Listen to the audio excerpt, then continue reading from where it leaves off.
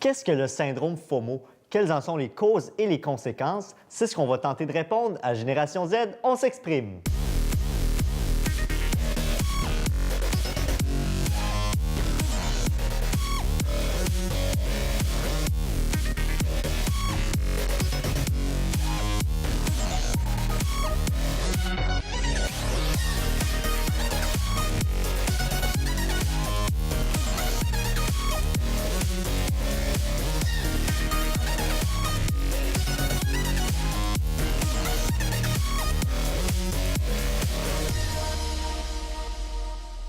Le syndrome FOMO, Fear of Missing Out ou la peur de manquer quelque chose, c'est notre sujet d'aujourd'hui. J'ai le plaisir de recevoir mes collaboratrices Nour, Virginie et Valéria. Vous allez bien les filles? Oui, ça va. Oui, ça va super, merci. Et notre intervenante, elle est déjà venue à l'émission nous parler d'infidélité, mais aujourd'hui, on parle du syndrome FOMO. France Junot, qui est thérapeute spécialisée en gestion émotive. Bonjour France, vous allez bien? Bonjour, oui, ça va très bien, merci. Oui, merci beaucoup de participer à l'émission.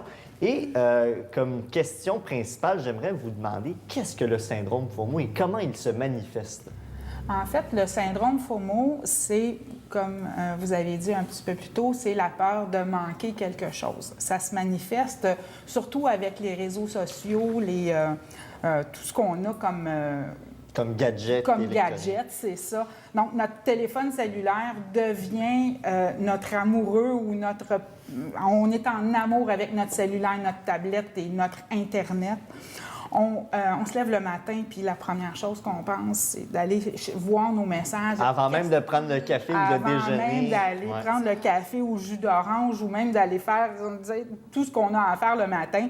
Alors ça, et surtout d'attendre, tu sais, quand on texte, puis d'attendre la réponse immédiatement.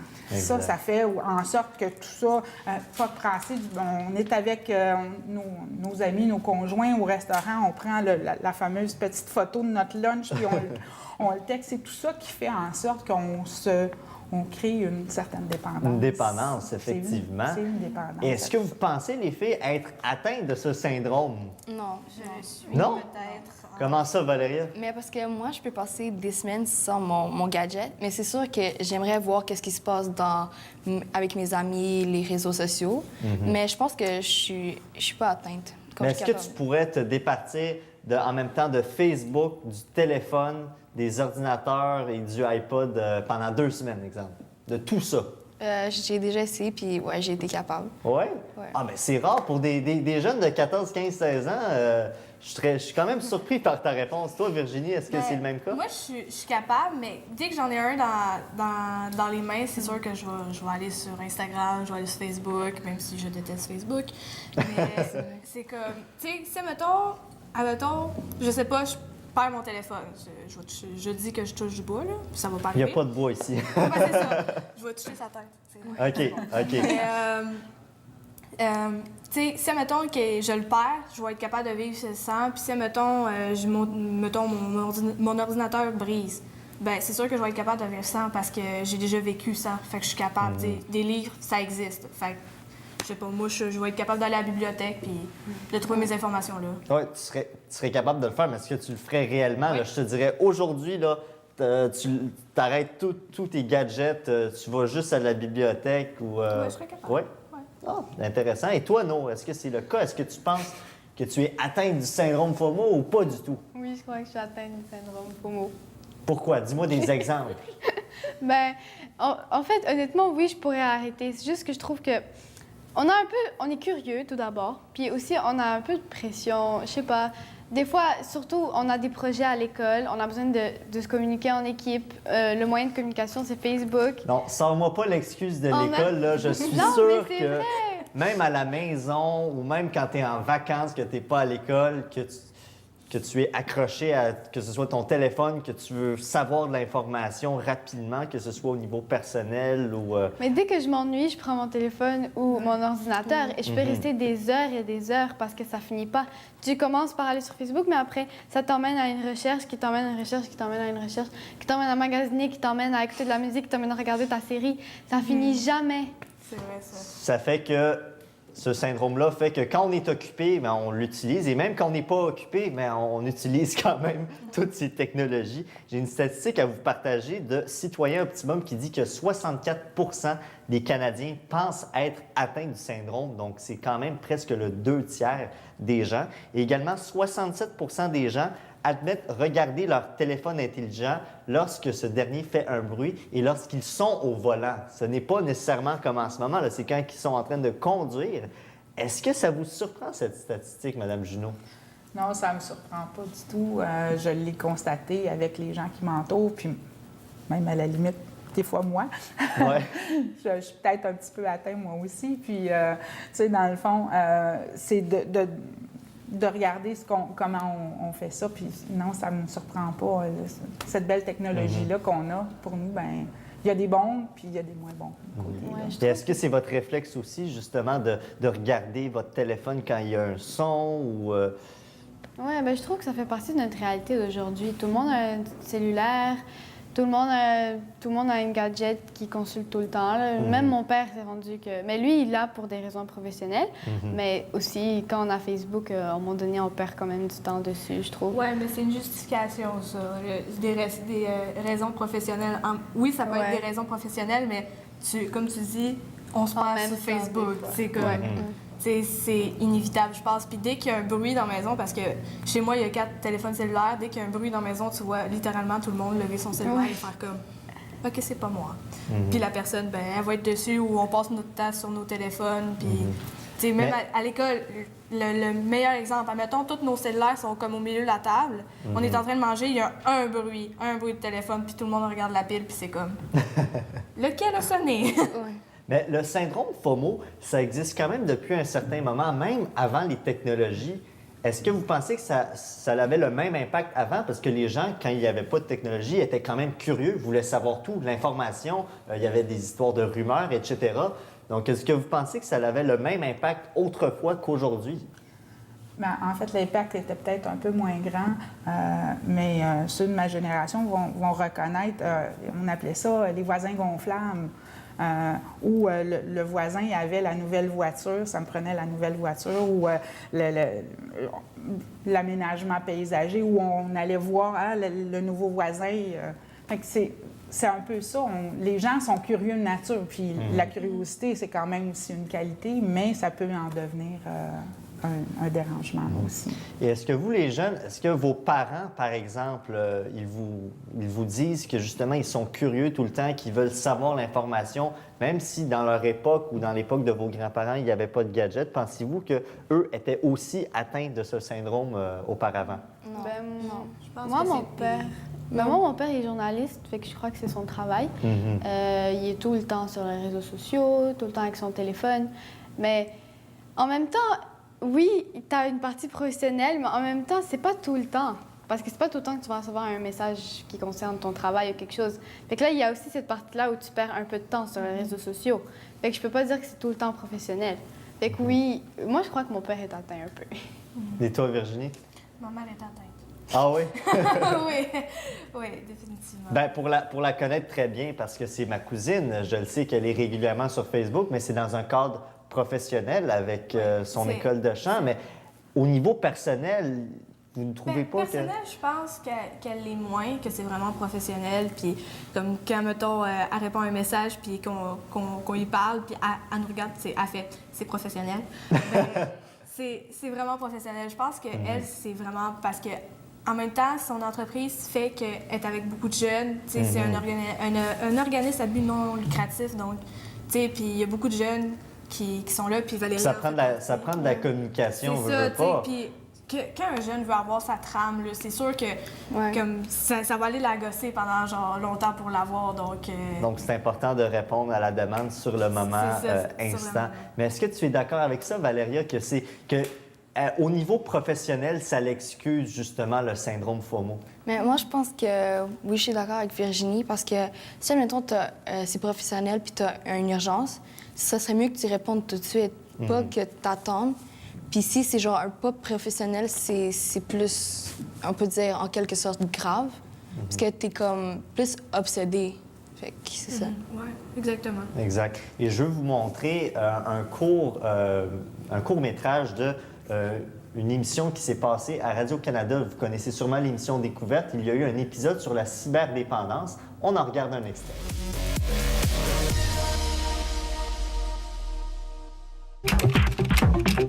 Chat, Facebook, cybersexe, jeux de hasard, autant de raisons de passer beaucoup de temps sur le net.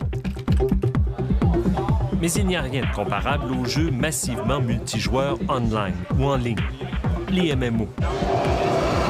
Ils s'appellent par exemple World of Warcraft ou Counter-Strike. Des millions de joueurs s'y adonnent, surtout des garçons. Ils jouent ensemble, en même temps, au même jeu, via Internet. Mais chacun chez soi, chacun dans sa ville. À tort ou à raison, certains parents les considèrent comme une sorte de drogue, tellement leur enfant y consacre du temps. Beaucoup de temps. Ça variait, mais tu sais, je veux dire, dans le plus extrême, je pouvais me lever, mettons, à 10 h le matin, puis finir à 3 h du matin le lendemain, tu sais. Puis après ça, tu te couches, tu te lèves à midi, tu continues toute la journée, puis ça pendant toute la semaine. À 23 ans, Philippe André a pris une sorte de retraite du jeu en ligne. Mais il a joué intensément entre l'âge de 15 ans et 20 ans. C'était pas mal compulsif, là. Ça, tu t'en rends compte après, là, quand t'as d'autres projets ou t'as d'autres choses à faire. Dans le fond, à un moment donné, c'est là que tu t'en rends compte que t'as perdu... Ben, pas perdu, parce que c'était le fun. On a eu du fun, mais à un moment donné, il faut que tu passes à d'autres choses. Un reportage très intéressant qui nous pousse à la réflexion et qui nous fait, en fait, savoir s'il y a vraiment des conséquences au syndrome FOMO. Parce que ce n'est pas une dépendance comme l'alcool ou comme la drogue ou comme les jeux. Ça reste une dépendance, mais pensez-vous que les conséquences sont aussi graves? Et quelles en sont ces conséquences? Bien, il peut y avoir des conséquences graves. Au niveau physique, on pense au pouce, hein, des tendinites au pouce. Mais tu parlais tantôt de texter au volant. Bien, il peut y arriver des accidents parce qu'on texte au volant. Fait que ça peut être des conséquences graves. Psychologiquement parlant, bien, on peut aller vers la déprime.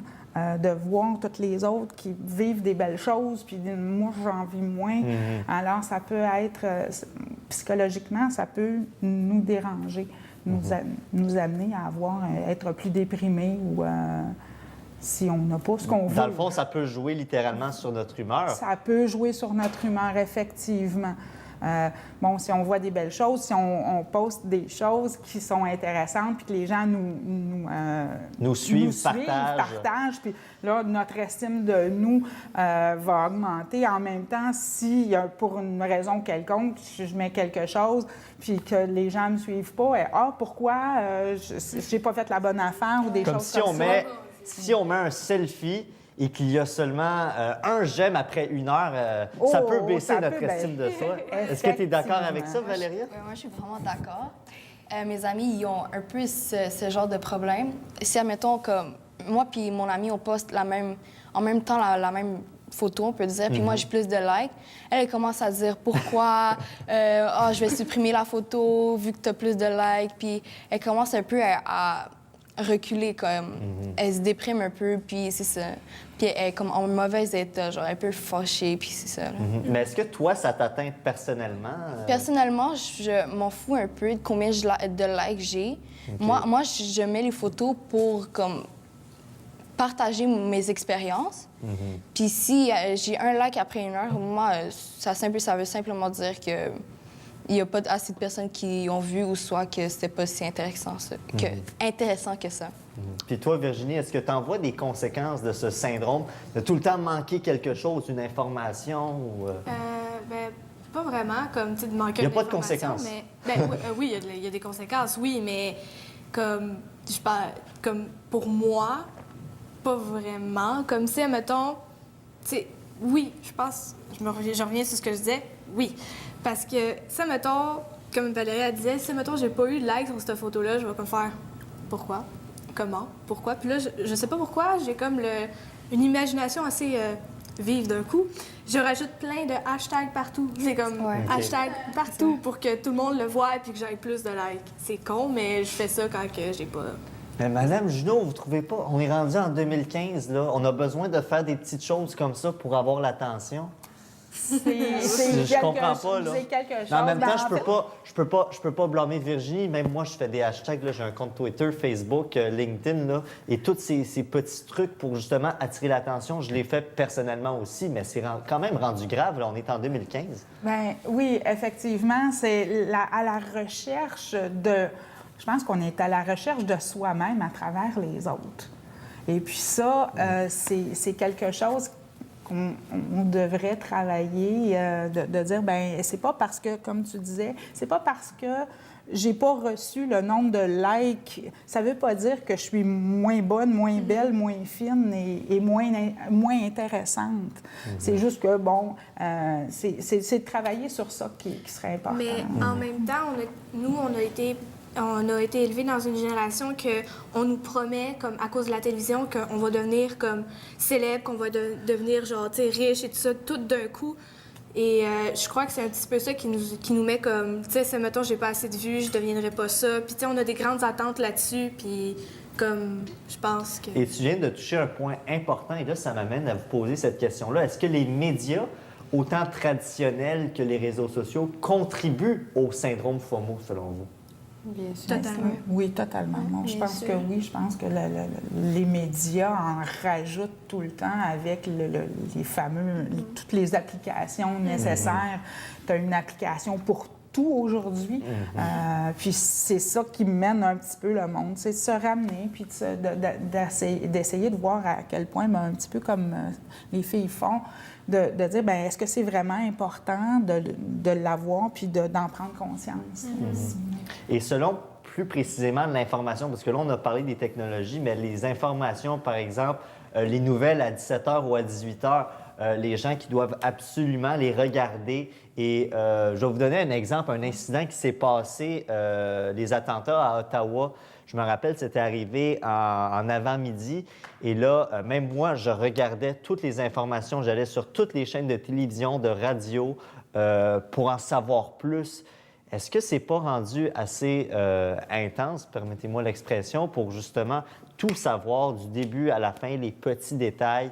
L'être humain, justement, est curieux de nature, mais là, je pense que la curiosité va à un autre niveau. Ça va à un autre niveau qui est un petit peu, comme tu dis, c'est intense, là. On se doit de tout savoir. Et c'est quoi cette importance-là? Je pense que si on sait plus de choses, on a l'impression d'être plus intéressant, plus intelligent, plus connaissant, d'aller chercher toute cette information-là. Et elle est là à travers. Elle est là au bout de nos doigts aussi, là. Mais il faut dire aussi que ces temps-ci, c'est à la mode, tout ça. Ouais. C'est vraiment les tendances maintenant des années où on vit, là. Mais pour en venir à la question des conséquences, moi, je trouve qu'il y a vraiment beaucoup de conséquences. Bon, oui, je crois que je suis atteinte. Puis les conséquences, c'est que tu as tout le temps ton ordinateur, tu es ouverte sur Facebook, Instagram, Snapchat, Vine, tout.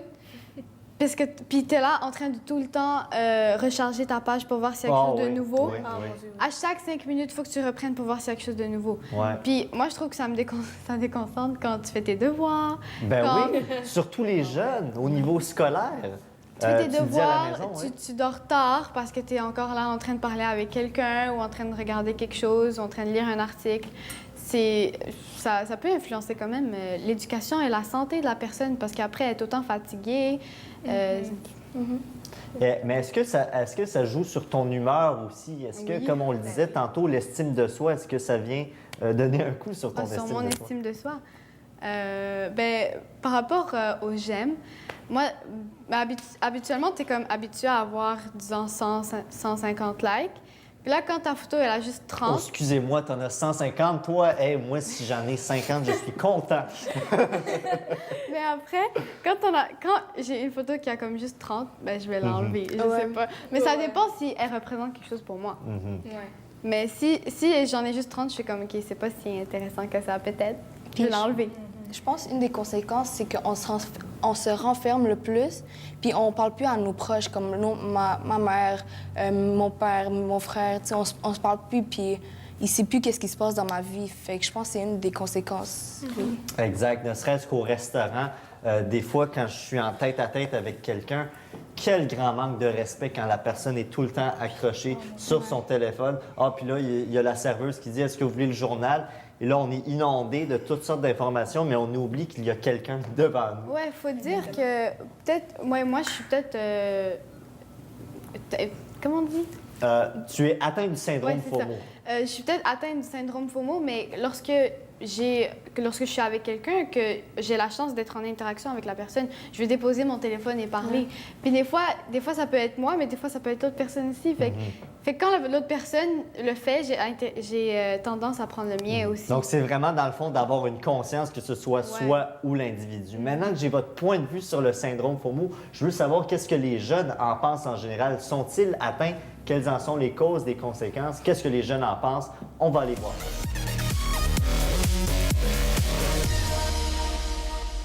Ben, moi, honnêtement, j'ai pas besoin d'être au courant de tout qu'est-ce qui se passe. Ça, vous me dites, genre, mettons, faudrait que je sois sur mon téléphone pour, genre, savoir si je manque des nouvelles ou... Oui, exact. Les nouvelles ou le Facebook, ou, tu sais, vraiment savoir l'information. Non. Moi, je suis pas atteint de syndrome FOMO. La conséquence que ça pourrait avoir, c'est que, les gens vont toujours passer plus de temps à aller sur les réseaux sociaux pour aller essayer de trouver les informations sans vraiment... Peut-être que qu'est-ce qu'ils disent, c'est pas vraiment qu'est-ce qui se passe pour vrai. Parce qu'il y a des gens qui donnent des commentaires, dans le fond, peut-être que c'est pas vraiment la bonne réponse. Par exemple, il y a des restaurants qui commencent à enlever les téléphones aux gens, ils leur disent on va laisser ça. Est-ce que ça peut aider, ça peut contribuer à ça selon toi? Ben, ça, c'est sûr, ça peut aider, genre, la communication entre personnes. Là. Ça aide le monde à se parler entre eux au lieu de rester sur leur téléphone, mais moi, je verrais pas le but de faire ça, je veux dire, en quelque sorte. Si toi, t'es pas capable de décrocher de ton cellulaire par toi-même, mais là, c'est toi qui as un problème. Je veux dire, comme c'est censé être possible de... T'es pas obligé de rester là-dessus tout le temps. Là. Je veux dire, quand tu sors, là. Sinon, quand tu restes chez toi, tu peux t'en servir, mais c'est juste, je trouve ça impoli, là, un peu, en quelque sorte. Moi, c'est mon opinion, là, mais... Pour de vrai, là, est-ce que cette dépendance, selon vous, c'est pire que la dépendance à l'alcool, dépendance à la drogue, sais-tu? Ben, ce que ça affecte pas autant ta vie, là, c'est pas la même chose. Là. Ça, c'est... Tu regardes... À part si tu conduis. Si tu conduis, ça peut être dangereux, mais si tu conduis pas, c'est comme ça. Mais ça, c'est comme l'alcool, la drogue. Si tu prends ça de façon responsable, c'est pas dangereux pour ta vie. Des réponses très intéressantes. Maintenant qu'on connaît les conséquences, Madame Junot, est-ce qu'il y a une solution ou plusieurs remèdes pour justement empêcher qu'on soit atteint du syndrome FOMO ou peut-être mieux juste atténuer ce problème? Atténuer, en fait, c'est d'en prendre conscience, de prendre conscience de ses comportements, de prendre conscience de ce que je fais dans ma journée. Est-ce que le matin, je me lève, puis avant même de prendre mon café ou de brosser mes dents, je vais aller sur Internet? Et surtout, je vous dirais de voir c'est quoi les émotions qui sont rattachées à ces comportements-là. Est-ce que je vais chercher l'estime de moi? Est-ce que je vais... Tu sais, qu'est-ce que ça me cause?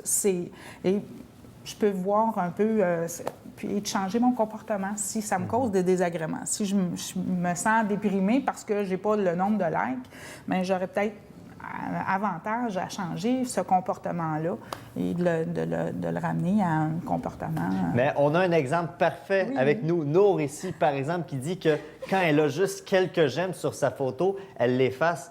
Je ne sais pas si c'est un sentiment d'estime de soi ou peu importe, mais comment, justement, directement, on peut, je ne veux pas dire t'aider, là, mais tu sais, dans le fond, atténuer cette situation-là? Qu'est-ce que vous ferez pour elle, là? En fait, ce serait de la questionner. Qu'est-ce qui fait que, parce que tu n'as pas eu le nombre de likes que tu voudrais avoir, que tu enlèves même la photo? Est-ce que c'est parce que tu as juste 30 likes, tu te dis que c'était pas correct ce que tu faisais? Non, mais des fois, comme on va dire, sur ta page, tu as juste envie d'avoir des trucs pertinents puis que les gens en plus apprécient. Alors, des fois, tu fais juste ton ménage puis tu te dis, OK, celle-là a été moins appréciée, puis que là, je vais l'enlever. Je sais pas. Non? Oui, bien, c'est de voir. Puis, en fait, moi, ce qui me chicote, c'est de voir Pourquoi l'enlever? Elle a été moins... Mais moi, si je l'ai mis là, c'est parce que j'aimais cette photo-là ou parce que j'appréciais cette photo-là. Alors, pourquoi l'enlever? En fait, c'est de voir les comportements. Donc, la première étape, vous le dites, c'est un peu comme toutes les dépendances, c'est de prendre conscience, de reconnaître qu'on est atteint du syndrome ou pas nécessairement de dire qu'on est atteint du syndrome parce que les gens n'aiment pas ça, se faire dire qu'ils sont atteints d'un syndrome quelconque. Mais peut-être de dire, je suis peut-être un peu trop sur les réseaux sociaux, peut-être que je regarde un peu trop les nouvelles, ou etc. Et ça peut justement aider. Mais est-ce que vous voyez d'autres solutions, peut-être à moyen ou long terme? Moi, je penserais que la meilleure façon, c'est pas d'isoler la personne, mais comme d'essayer de la faire sortir, de proposer des activités comme, admettons, le soccer. Tu sais, pendant au moins 1 heure, l'occuper sans téléphone, je pense que c'est une des façons. Ou comme, par exemple, moi, quand, admettons, je vois que l'autre personne est quelque part, puis ça me déprime un peu, ben moi, j'essaie d'aller quelque part, faire des trucs, aller magasiner ou quelque chose, tu sais, m'occuper dans le fond. Toi, Virginie, c'est... C'est pareil que Valéria. Mais moi, je pense que, tu sais, comme tantôt tu parlais, quand on va, mettons, dans un restaurant, qu'il y a quelqu'un qui va se mettre à texter sur son cellulaire. Les restaurants devraient tellement faire ça comme une boîte en dessous de chaque table. Puis Il y a des restaurants qui font ça, qui commencent à faire ça aux États-Unis. Mais aux États-Unis. Ouais. C'est pas encore arrivé ici, mais ça serait tellement plus intelligent. Mais en même temps, il y en a qui les garderaient sur eux autres parce qu'ils auraient peur de se le faire voler. Mais si c'est une boîte en dessous de ta table, il n'y a pas quelqu'un qui va venir la chercher, tu vas la voir. Non, mais aussi le fait qu'ils mettent du Wi-Fi partout, dans tous les restaurants. Exactement. On dirait qu'ils nous incitent à être dépendants de notre téléphone. C'est parce que, vu qu'à la maison, nous, on est dépendants du Wi-Fi, les restaurants essayent comme d'avoir un peu la même ambiance qu'à la maison pour attirer du monde. Donc, ils mettent le Wi-Fi gratuit. Comme mettons, un café étudiant, c'est sûr qu'il va avoir le Wi-Fi parce que quand tu vas à un café étudiant, tu veux travailler, tu as besoin de ton Wi-Fi. Exact. Et je me rappelle, moi, quand j'avais 6-7 ans que j'allais au restaurant, moi, je cherchais la machine à bonbons. Aujourd'hui, les jeunes de 6-7-8 ans, ils regardent s'il y a le signe Wi-Fi dans le restaurant. Exactement. Donc, c'est quand même quelque chose. Mais est-ce que vous pensez que si on fait de la sensibilisation, particulièrement dans les milieux scolaires, parce qu'on s'entend, c'est les nouvelles générations qui sont plus portées à être atteintes de ce syndrome. Si on fait de la sensibilisation, des conférences, est-ce que ça peut aider justement les jeunes à être moins propices à des problèmes comme ça? Effectivement, de les sensibiliser puis de leur permettre de mettre leur cellulaire ailleurs que de les traîner tout le temps. Personnellement, dans les écoles, moi, j'en laisserais pas rentrer parce que c'est pas nécessaire.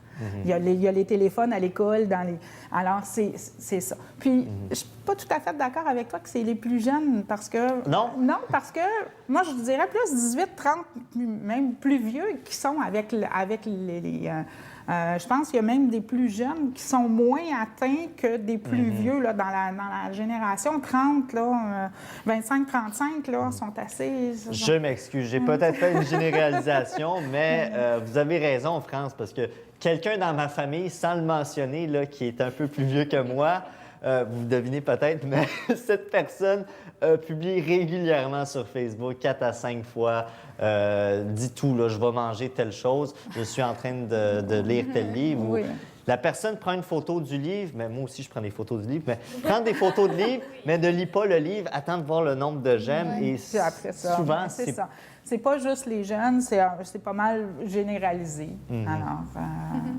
Oui, c'est tout le temps qu'on avait. Je vous remercie beaucoup d'avoir participé à l'émission, nos Virginie et Valéria. Madame Junot, on vous a déjà dit où est-ce qu'on pourrait vous rejoindre, mais ceux qui n'ont pas vu l'émission sur l'infidélité, comment on peut faire pour justement... Est-ce qu'il y a un site web, une page Facebook? En fait, j'ai ma page Facebook, France Junot, thérapeute spécialisée en gestion des émotions. Vous pouvez aussi me rejoindre via la page, le site web de Gaétan Larocque, gaétanlarocque.ca, avec la clé du cœur. Vous pouvez me rejoindre là. si vous avez besoin de me rejoindre. Parfait, je vous remercie Merci. beaucoup, Mme Junot. Maintenant, je m'adresse à vous, cher public, pour répondre à notre question Facebook de la semaine. La question est la suivante. Serez-vous en mesure de vivre sans information pendant une semaine? Donc, Facebook, Twitter, pas de téléphone, pas de journal pendant une semaine. C'est notre question Facebook que vous pouvez aller répondre sur la page Génération Z. On s'exprime. Sur ce, on se voit pour une autre émission. Bonne fin de journée, tout le monde.